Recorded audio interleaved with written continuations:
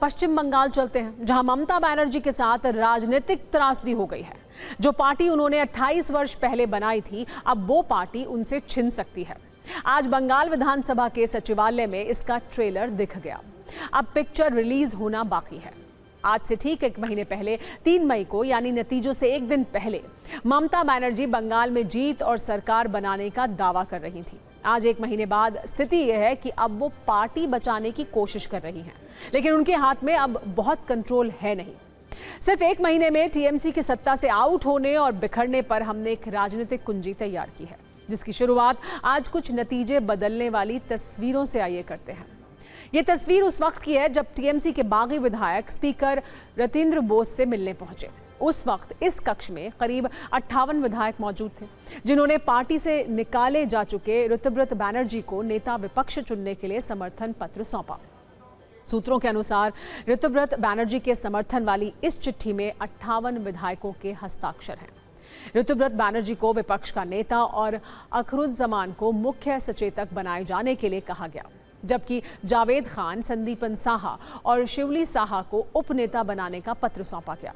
खास बात यह है कि विधानसभा अध्यक्ष को सौंपे गए पत्र में तृणमूल प्रमुख ममता बनर्जी को अपनी चेयरपर्सन बताया गया है। इससे अब तक संकेत ये मिल रहे हैं कि अभी बागियों का विद्रोह ममता बनर्जी के खिलाफ नहीं है, बल्कि शोभनदेव चट्टोपाध्याय को नेता विपक्ष बनाने के खिलाफ है। इसलिए उन्होंने शोभनदेव चट्टोपाध्याय की जगह अपना नया एलओपी चुन लिया, जिसे स्पीकर ने स्वीकार भी कर लिया और ऋतुव्रत बनर्जी को नेता विपक्ष घोषित कर दिया। ऋतुव्रत बनर्जी का नेता प्रतिपक्ष का कमरा भी आवंटित कर दिया गया है। नेता प्रतिपक्ष बनने के बाद ऋतुव्रत बनर्जी ने दावा किया कि वो जिसका प्रतिनिधित्व करते हैं वो ही असली तृणमूल है। ममता बनर्जी टीएमसी की सलाहकार बनी रहे, लेकिन अभिषेक बनर्जी की पार्टी में कोई भूमिका नहीं रहेगी। उनके साथ हमारी पार्टी का कोई संबंध ही नहीं है। अभिषेक बनर्जी का कोई भूमिका ही नहीं रहेगी, उनका साथ ये हमारा लेजिस्लेटिव पार्टी का कोई संबंध ही नहीं है। उनके साथ आवाम का भी कोई संबंध नहीं है, दूर दूर तक बंगाल का आवाम का कोई संबंध नहीं है। अगर संबंध होता तो 26 दिन छुपे नहीं रहते थे, निकल कर आते थे। जैसे चोरों को पीटा जाता है ऐसा पीटा गया। फिर बोल रहे थे वहाँ पिकनिक खाने के बाद ये बोला गया कि आवाम है, तो जहाँ तक सिक्योरिटी का सवाल है, आवाम सिक्योरिटी का इंतजाम करेगा। अभिषेक बनर्जी उस दिन चोरों के जैसा पीटने के बाद बोले थे कि आवाम उनका रक्षा करेगी। तो फिर देखा गया कि सेंट्रल गवर्नमेंट को चिट्ठी दिए हैं उनका सिक्योरिटी बढ़ाने के लिए। तो उनको लेकर हम लोग ये चर्चा नहीं करना चाहते। जहाँ तक ममता बनर्जी का सवाल है, हम लोग मानते हैं कि Mamata Banerjee is a very tall leader, और हमारा लेजिस्लेटिव पार्टी का उनसे आवेदन रहेगा कि हमारा चीफ एडवाइजर के तहत हम लोगों का मार्गदर्शन करते रहें। विधायकों की बगावत के बीच तृणमूल कांग्रेस ने पश्चिम बंगाल में अपनी सभी संगठनात्मक समितियों और अग्रिम संगठनों को तत्काल प्रभाव से भंग कर दिया है। पार्टी ने कहा कि संगठन के हर स्तर पर आत्ममंथन, प्रदर्शन, समीक्षा और व्यापक मूल्यांकन किया जाएगा, जिसके बाद नए सिरे से संगठन का पुनर्गठन होगा। अब सवाल यह है कि क्या ममता बनर्जी की पार्टी टूट जाएगी? क्या विधायकों के विद्रोह से ममता बनर्जी का पार्टी पर कंट्रोल खत्म हो जाएगा? इसे आंकड़ों से समझने की जरूरत है। विधानसभा चुनाव में टीएमसी के 80 विधायक जीते थे। अलग गुट बनाने के लिए इन्हें नियमों के अनुसार कम से कम 2/3 यानी कि 53 विधायक चाहिए। इस गुट ने अपने समर्थन में 58 विधायकों के हस्ताक्षर का दावा किया है। यानी विधानसभा के अंदर तो ममता बनर्जी की बात नहीं चल पाई, लेकिन एक सच ये भी है कि बागियों ने अपनी चिट्ठी में ममता बनर्जी को अपना अध्यक्ष माना है। हालांकि तृणमूल नेतृत्व ने इस पूरी कवायद को विश्वासघात कहा है। पार्टी के वरिष्ठ विधायक कुणाल घोष ने कहा कि मतभेद संगठन के भीतर बातचीत से सुलझाए जा सकते थे, लेकिन पार्टी की पीठ में छुरा घोंपा गया।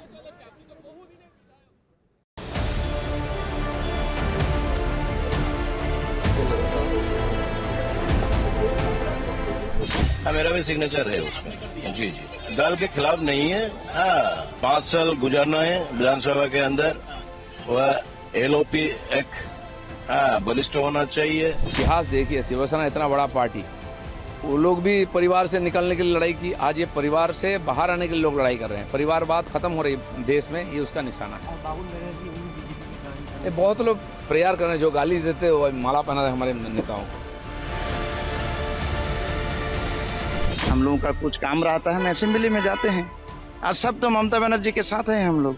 सिंबल तो ममता बनर्जी के सिंबल से हम जीते हुए आए हैं। यदि एलओपी तो असेंबली के अंदर की बात है, कोई भी हो सकता है। ABCD जो एमएलए लोग चूज करेंगे एलओपी हो सकता है, कोई भी हो सकता है। इसमें पार्टी के साथ क्या है? पार्टी तो ममता बनर्जी है, पार्टी के हम सब ममता बनर्जी के साथ है। ये सीधे डर के मारे बीजेपी पार्टी के सामने नतमस्तक आत्मसमर्पण कर रहे हैं। ये सारे जो चुने हुए जनप्रतिनिधि आज नया दल बनाने की कोशिश कर रहे हैं, इन सबको खिलाफ एक ना एक भ्रष्टाचार के आरोप है। ये डर के मारे बचना चाहते हैं। सवाल ये भी है कि क्या ममता बनर्जी ने अपनी पार्टी पर नियंत्रण खो दिया है? इसे आप काफी हद तक हाँ कह सकते हैं, क्योंकि पिछले रविवार को ममता बनर्जी ने विधायकों की एक बैठक बुलाई थी जिसमें सिर्फ 20 विधायक पहुंचे थे। तभी मान लिया गया था कि टीएमसी में बगावत हो सकती है, लेकिन ये इतनी जल्दी होगी इसकी उम्मीद कम लोगों को रही होगी। 80 में से 58 विधायक का ममता बनर्जी के खिलाफ होना, जो पार्टी के नाम और चुनाव चिन्ह पर दावा करने के लिए जरूरी सीमा से अधिक है। बंगाल में भी विधायक दल उसी तरह विभाजित हुआ है जैसा 2022 में महाराष्ट्र में शिवसेना के साथ हुआ था। 58 विधायकों वाला बागी गुट निर्वाचित प्रतिनिधियों के बहुमत का दावा करते हुए नेता प्रतिपक्ष पद की मान्यता चाहता था, जो मिल गई। जबकि ममता बनर्जी के नेतृत्व वाले आधिकारिक टीएमसी गुट के 22 विधायक संगठनात्मक अधिकार का दावा करते हुए शोभन देव को नेता प्रतिपक्ष बता रहे हैं। आधिकारिक तौर पर तृणमूल कांग्रेस नाम और एक जोड़ा फूल चुनाव चिन्ह पर दावा करने के लिए बागियों को संगठन और संसदीय दल में 2/3 बहुमत की जरूरत होगी। 58 विधायकों के हस्ताक्षर के साथ वो इस सीमा को पार करते हुए दिखाई देते हैं। हालांकि संगठन का गणित इससे अलग है। अंततः यह फैसला चुनाव आयोग करेगा कि असली टीएमसी कौन है। सवाल यह है कि विधायक दल टूट चुका है। ऐसे में ममता बनर्जी की पार्टी टूट जाएगी। अगर कोई राजनीतिक दल 2 गुटों में बंट जाता है तो असली पार्टी नाम और चुनाव चिन्ह पर फैसला निर्वाचन आयोग करता है। दावेदार गुट को यह साबित करना होता है कि उसके पास पार्टी के ज्यादा सांसद और विधायक हैं। इसके लिए सांसदों और विधायकों के हस्ताक्षर वाले समर्थन पत्र आयोग को दिए जाते हैं। दावेदार को यह भी दिखाना होता है कि पार्टी के ज्यादातर पदाधिकारी और संगठन उसके साथ हैं। राष्ट्रीय कार्यकारिणी, कोर कमेटी और अन्य प्रमुख नेताओं का समर्थन भी महत्वपूर्ण माना जाता है। अभी ममता बनर्जी की पार्टी का विधायक दल टूटा है, ना संसदीय दल टूटा है और ना ही पार्टी और संगठन में कोई टूट है। इस हिसाब से ममता के हाथ से पार्टी का निकलना इतना आसान नहीं है। वैसे शिवसेना के मामले में 2022 में विधायक दल और संसदीय दल में 2/3 बहुमत के आधार पर एकनाथ शिंदे गुट को चुनाव आयोग ने असली शिवसेना माना था। उन्हें चुनाव चिन्ह और पार्टी का नाम दे दिया था।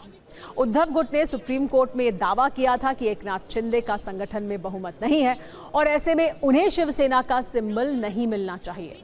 लेकिन सुप्रीम कोर्ट ने चुनाव आयोग के फैसले पर रोक नहीं लगाई थी। शिंदे गुट की तरह यह मामला भी कोर्ट में जा सकता है। यानी इस खबर में कई कानूनी एंगल अभी बचे हुए हैं।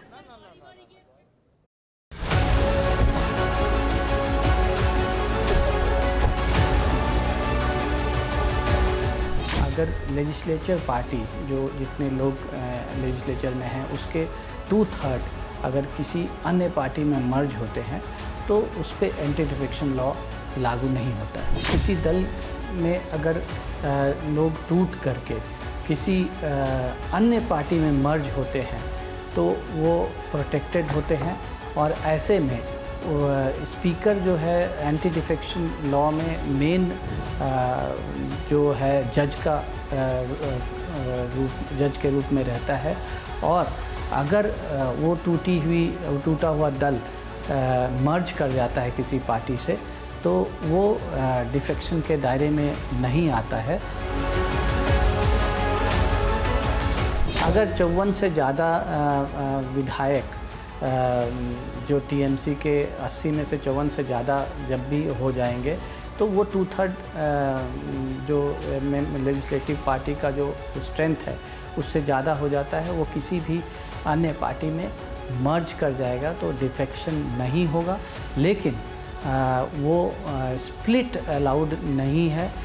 फिर भी जो कानून में जो दूसरा प्रावधान है वो अपने आप में स्प्लिट ना कह के अपने आप को ही मेन पार्टी कह सकते हैं कि हम स्प्लिट नहीं किए हैं। जो लोग हमारे साथ नहीं हैं वो स्प्लिट के ग्रुप हैं, वो उन्होंने पार्टी छोड़ी है।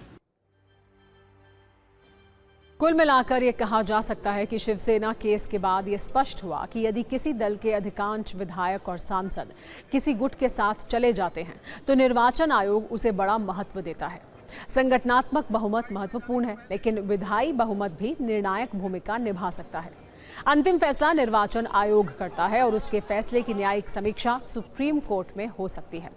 इस मामले को संविधान की 10वीं अनुसूची के एंगल से देखने की भी जरूरत है, क्योंकि विधायक दल के टूटने से दल बदल कानून एक्टिवेट हो जाता है। भारतीय संविधान की 10वीं अनुसूची में दल बदल विरोधी कानून 1985 के तहत सदन के अध्यक्ष के पास दल बदल के मामलों में सदस्यों को अयोग्य घोषित करने की शक्ति है।